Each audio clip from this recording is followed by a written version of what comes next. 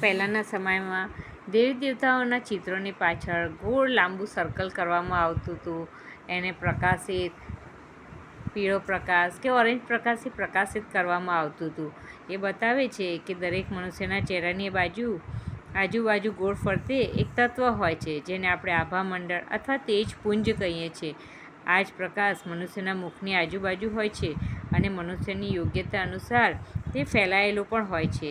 આ ઓજપુંજ છે તે 5 સેન્ટીમીટરથી લઈ અને 40થી 50 સેન્ટીમીટર સુધીનું હોય છે. હવે આપણા મનોવૈજ્ઞાનિકો આનું ચિત્ર લેવામાં પણ સમર્થ થઈ ગયા છે અને તેને ઓરા ડિટેક્શન ટેસ્ટ કહેવામાં આવે છે. ઓરા ડિટેક્શન ટેસ્ટમાં સાબિત થયું છે કે મનુષ્યના મુખના ફરતે નહીં પરંતુ સમગ્ર શરીરના ફરતે આ ઓજપુંજ ફેલાયેલું હોય છે અને તે સપ્તરંગી કિરણો દ્વારા તેનો આકાર બને છે અને તે લંબ આકાર એટલે કે ઈંડા આકારનું લંબગોળ હોય છે.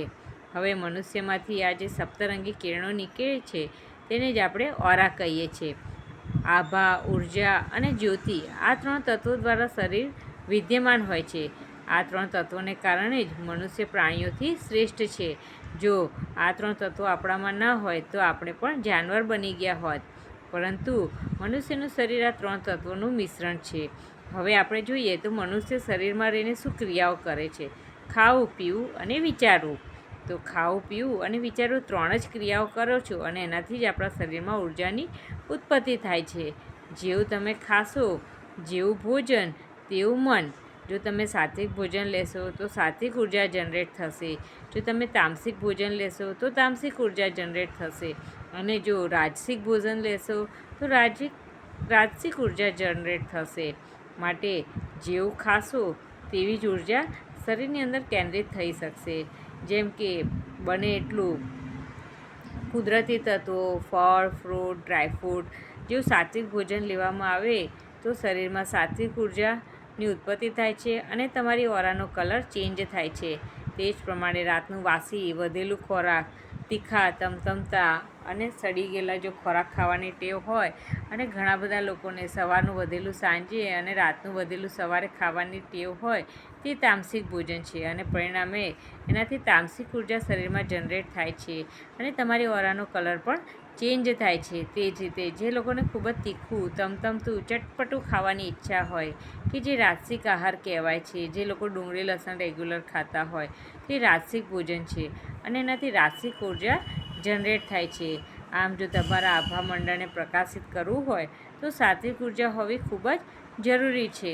તો વિચારી લેજો કે તમારે સાત્વિક ઉર્જા માટે શું ખાવું જોઈએ, રાજસિક ઉર્જા માટે શું ખાવું જોઈએ અને તામસિક ઉર્જા માટે શું ખાવું જોઈએ.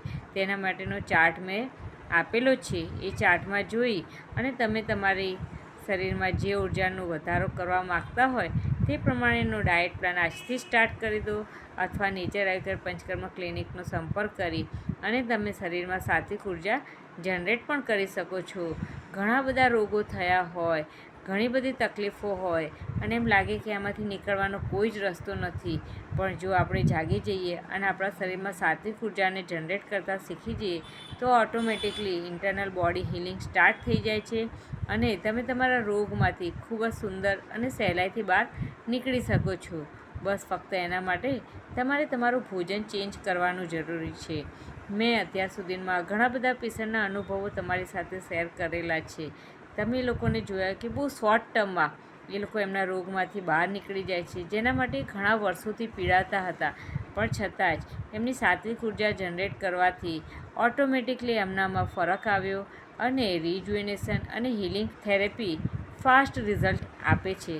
તો તેના માટે તમે નેચર પંચકર્મ ક્લિનિકનો સંપર્ક કરી આજે જ ડાયટ પ્લાન લો અને તમારી ઓરાને ચેન્જ કરી અને ખૂબ જ સ્વસ્થ લાઈફ મેળવો.